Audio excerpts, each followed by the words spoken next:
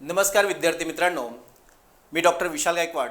आज आपण या व्हिडिओमध्ये सावित्रीबाई फुले पुणे विद्यापीठाचे म्हणजे SPPUच्या SY.BCom या वर्गाचा मौद्रिक अर्थशास्त्र मॉनिटरी इकॉनॉमिक्स या विषयाचा अभ्यासक्रम आपण आज सविस्तर समजून घेणार आहोत।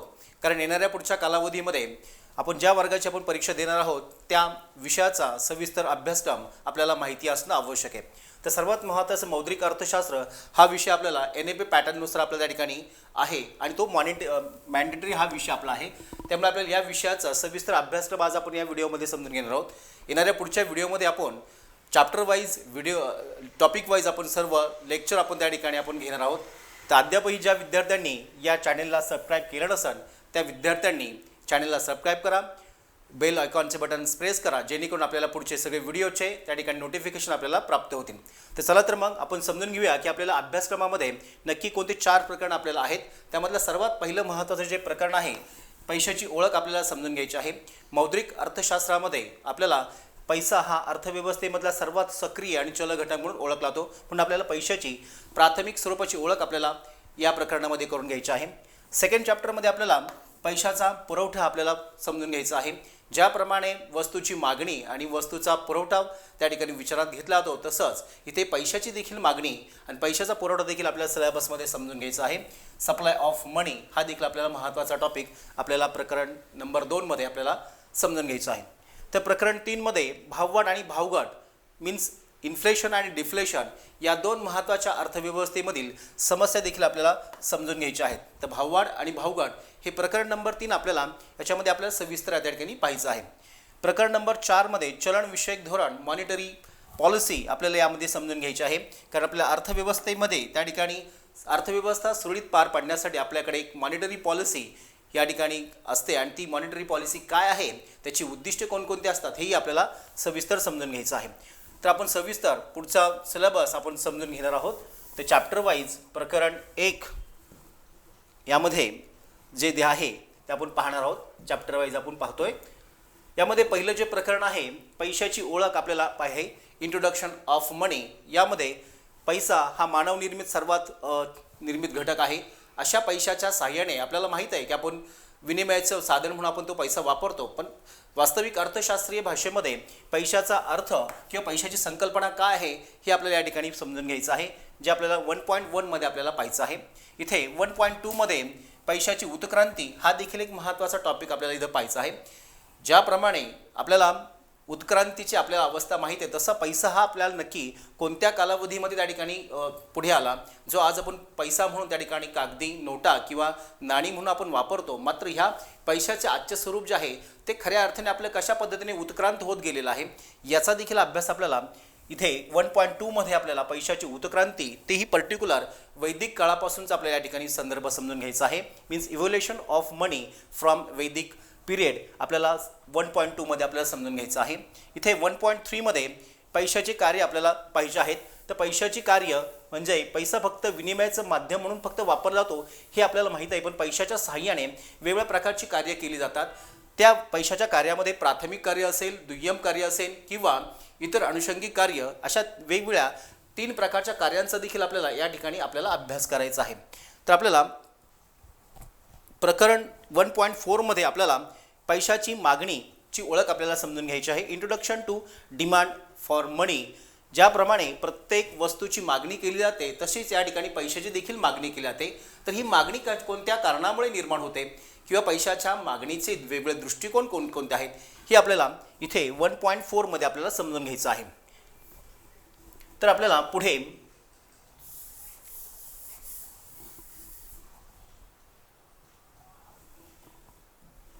1.5 मध्ये आपल्याला पैशाच्या मागणीचा सिद्धांत देखील आपल्याला समजून घ्यायचा आहे। थेअरी ऑफ डिमांड फॉर मनी। ज्याप्रमाणे पैशाच्या मागणीचे वेगवेगळे दृष्टिकोन आहेत त्याप्रमाणेच पैशाची मागणी निर्माण होण्यापाठीमागे वेगवेगळ्या कालखंडांमध्ये वेगवेगळ्या अर्थशास्त्रज्ञांनी वेगवेगळे सिद्धांत त्या ठिकाणी मांडलेले आहेत। ते सिद्धांत आपल्याला सनातन कालखंडापासून ते आधुनिक कालखंडापर्यंत वेगवेगळ्या अर्थशास्त्रज्ञांनी पैशाच्या वेगवेगळ्या दृष्टिकोनावर आधारित जे सिद्धांत मांडलेले आहेत ते सिद्धांत आपण 1.5 मध्ये त्या ठिकाणी आपल्याला पाहायचे आहेत। पुढे 1.5 मधले त्या सिद्धांतामध्येच त्या ठिकाणी पर्टिक्युलर सनातन सिद्धांत, केन्सचा सिद्धांत किंवा फ्रीडमन यांचा सिद्धांत आणि पुढे 1.6 मध्ये पैशाची मूल्याची संकल्पना व्हॅल्यू ऑफ मनी हे आपल्याला पाहायचं आहे. ह्या व्हॅल्यू ऑफ मनी म्हणजेच प्रत्येक वस्तूला ज्याप्रमाणे मूल्य असतं तसंच पैशाला देखील मूल्य आहे. ते पैशाचे मूल्य म्हणजेच काय हे आपल्या इथं समजून घ्यायचे आहे. व्हॅल्यू ऑफ मनी याच्यामध्ये त्या कन्सेप्टमध्ये आपल्याला दोन प्रकारचे पैशाचे मूल्य असतं ते आपल्या इथं समजून घ्यायचे आहे. अंतर्मूल्य आणि बाह्य मूल्य म्हणजेच काय हे आपल्याला इथे 1.6 मध्ये आपण ते बारकाईने आपण पाहणार आहोत. पुढे 1.7 मध्ये पैशाचा चलन संख्यामान सिद्धांत आणि केम्ब्रिज समीकरणे यांचा पण तुलनात्मक इथे त्या ठिकाणी थोडक्यात आपण आढावा घेणार आहोत. या सिलेबसमध्ये प्रामुख्याने दोन महत्त्वाचे सिद्धांत पैशाच्या मागणी संदर्भात इथे विचारात घेतले जातात. त्यामधला सर्वात सनातन कालखंडामधला जो फिशर यांनी मांडलेला सिद्धांत आहे तो आणि केम्ब्रिज समीकरणे म्हणजे नवसनातन अर्थशास्त्रज्ञांनी मांडलेले केम्ब्रिज समीकरणे हे आपल्याला या ठिकाणी 1.7 मध्ये आपल्याला ह्या दोन्ही सिद्धांताचे आपल्याला इथे कंपॅरेटिव्ह थोडंसं आपल्याला इथे अभ्यास करायचा आहे. तर आपल्याला इथे प्रकरण नंबर 1 मध्ये आपल्याला सविस्तर पैशाची मागणी म्हणजेच काय, पैशाचा पुरवठा म्हणजे काय आणि पैशाच्या मागणीच्या संदर्भातले सिद्धांत आपल्याला या ठिकाणी पाहिजे आहे. प्रकरण नंबर आपल्याला 2 मध्ये पैशाचा पुरवठा याचा आपल्याला अभ्यास करायचा आहे. सप्लाय ऑफ मनी ज्याप्रमाणे पैशाच्या मागणीचा पण सविस्तर आपण अभ्यास करणार आहोत त्याचप्रमाणे आपल्या इथे प्रकरण नंबर 2 मध्ये पैशाचा पुरवठ्यामध्ये आपल्याला जवळजवळ पैसा, कायदेशीर पैसा, आधारभूत पैसा means near money, standard and token money याचा आपल्याला इथे अभ्यास करायचा आहे 2.1 मध्ये. 2.2 मध्ये व्यापारी बँकांची पतनिर्मिती आणि मर्यादा इथे समजून घ्यायची आहे. आपल्या अर्थव्यवस्थेमध्ये पैसा हा दोन प्रकारचा त्या ठिकाणी चलनामध्ये आपल्याला पाहायला मिळतो. एक म्हणजे लीगल मनी आणि दुसरा असतो तो म्हणजे पतपैसा जो व्यापारी बँका कमर्शियल बँकेकडून त्या ठिकाणी निर्माण केला तो नक्की तो पतपैसा म्हणजे काय आणि अशा पतपैशाची निर्मितीची प्रक्रिया व्यापारी बँकांकडून कशी केली जाते हे आपल्याला या ठिकाणी समजून घ्यायचं आहे. Credit creation bye commercial bank and it's limitation आपल्याला इथे 2.2 मध्ये आपल्याला ते समजून घ्यायचं आहे. इथे 2.3 मध्ये पतनियंत्रणाची साधने संख्यात्मक आणि गुणात्मक हा एक महत्त्वाचा टॉपिक आपल्याला 2.3 मध्ये पाहायचा आहे. अर्थव्यवस्थेमधील पैसा हा नियंत्रणाखाली ठेवण्यासाठी मध्यवर्ती बँकेकडून ज्या पतनियंत्रणाचं त्या ठिकाणी धोरण अवलंबलं जातं त्या धोरणांमध्ये जे महत्त्वाचे दोन त्या ठिकाणी टूल्स सांगितले जातात संख्यात्मक आणि गुणात्मक अशा दोन्ही टूल्सचा आपण या ठिकाणी सविस्तर बारकाईने आपण इथे अभ्यास करणार आहोत. पुढे 1.4 मध्ये 2.4 मध्ये आपण या ठिकाणी पैशाचा पुरवठा आणि उच्च शक्ती पैसा supply of money and high powered money ह्या संकल्पना आपण इथे आपल्याला सविस्तर समजून घेणार आहोत. पुढे 2.5 मध्ये आपल्याला RBIची पैशाची मापके म्हणजे आपल्याला या ठिकाणी पैसा आपल्या अर्थव्यवस्थेमध्ये किती आहे तो प्रत्यक्षात मोजण्यासाठी RBIने 1988 मध्ये जी मापके विकसित केली आहे ती मापके आपल्याला इथे पाहायची आहेत. त्यामध्ये आपल्याला M1, M2, M3 आणि पुढे आपल्याला M0, M1, M2, M3 या संकल्पना आपल्या या ठिकाणी सविस्तर समजून घ्यायच्या आहेत. पुढे आपल्याला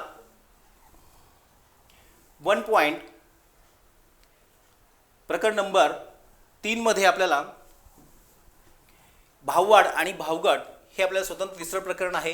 इन्फ्लेशन आणि डिफ्लेशन यामध्ये भाववाढ हे आपल्या अर्थव्यवस्थेमधील सर्वात ज्वलंत आणि सातत्याने उद्भवणारी समस्या आहे. म्हणजे दोन्ही टोकाच्या दोन समस्या आहेत. भाववाढ आणि भावघट ह्या सातत्याने उद्भवणाऱ्या आपण त्या ठिकाणी अशा समस्या आहेत. आपण असं म्हणूया की आपल्या अर्थव्यवस्थेला लागलेले असाध्य असे आजार आहेत जे कायमस्वरूपी ते कधीही बरे होणार नाही आहे. तात्पुरता उपाय आपल्याला त्याच्यावरती करूनच आपल्या त्या समस्येला टाळून आपल्याला पुन्हा अर्थव्यवस्था पुन्हा सक्रिय करता येते. मात्र ह्या उद्भवणाऱ्या समस्या आपल्याला या ठिकाणी याचा अर्थशास्त्रीय दृष्टिकोनातून अभ्यास करत असताना भाववाढीचा अर्थ आणि भाववाढीची संकल्पना आपल्याला 3.1 मध्ये आपल्याला समजून घ्यायचं आहे.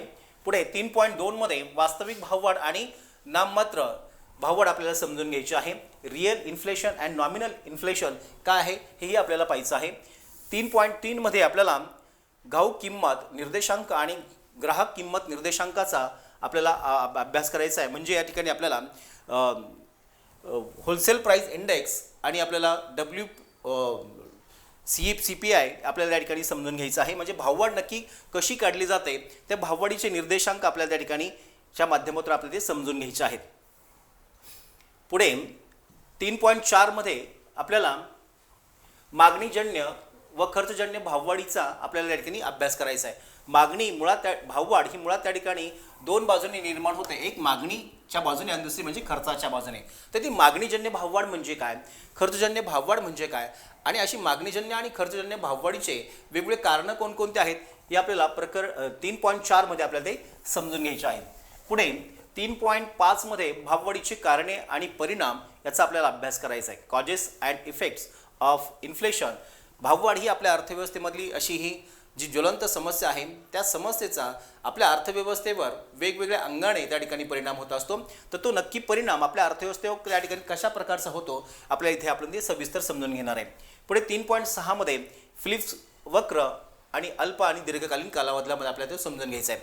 फिलिप्स या अर्थशास्त्रज्ञाने भाववाढीचा आणि बेकारीचा संबंध जो फिलिप्स वक्राच्या साहाय्याने सांगितला आहे, तो आपल्या इथे फिलिप्स वक्राच्या साहाय्याने आपल्याला तो समजून घ्यायचा आहे. पुढे 3.7 मध्ये आपल्याला भाववाढीची संकल्पना आणि परिणाम हे आपल्याला सविस्तर समजून घ्यायचं आहे. इथे ज्याप्रमाणे भाववाढ ही समस्या आहे, त्याप्रमाणे दुसरी टोकाची समस्या म्हणजे भावघटीची समस्या आहे. आणि ही भावघट म्हणजे काय, त्या भावघटीची संकल्पना काय आहे आणि मग भावघटीचे कारणं आणि त्याचे परिणाम देखील आपल्या ठिकाणी बारकाईने समजून घेणे महत्त्वाचं आहे. पुढे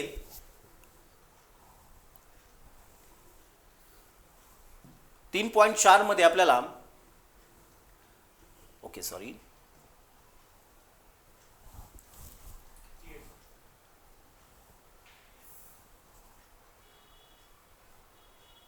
प्रकरण नंबर 4 मध्ये चलन विषयक धोरण आपलं हे शेवटचं जे प्रकरण असेल मॉनिटरी पॉलिसी, यामध्ये स्थूल आर्थिक धोरणांची उद्दिष्टे आपल्याला त्या ठिकाणी समजून घ्यायची आहेत. ती प्रामुख्याने वृद्धी, रोजगार आणि किंमत स्थैर्याच्या संदर्भाने कोणकोणती उद्दिष्टे ही स्थूल अर्थशास्त्रामध्ये आहेत किंवा त्या धोरणामध्ये त्याचा समावेश आहे ते आपल्याला पाहायचं आहे.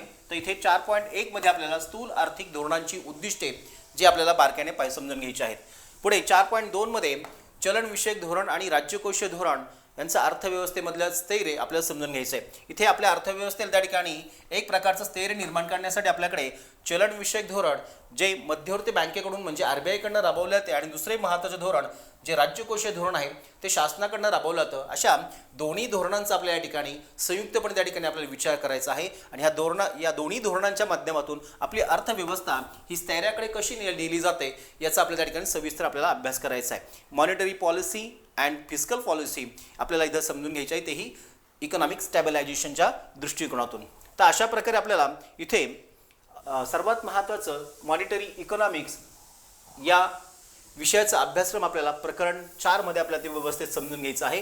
तर सर्वात महत्त्वाचं विद्यार्थी मित्रांनो, आपल्याला ज्या विषयाची परीक्षा द्यायची आहे त्या विषयाचा आपल्याला अभ्यासक्रम बारकाईने समजून घेणं महत्त्वाचं आहे. कारण येणाऱ्या पुढच्या कालावधीमध्ये आपल्याला परीक्षेला कोणते टॉपिक त्या ठिकाणी अतिशय महत्त्वाचे आहेत हे आपल्या सिलेबस व्यवस्थित समजून घेतल्यानंतर आपल्याला ते समजणार आहे. तर सर्वच विद्यार्थी मित्रांनी जर अद्यापही व्हिडिओ चॅनलला त्या ठिकाणी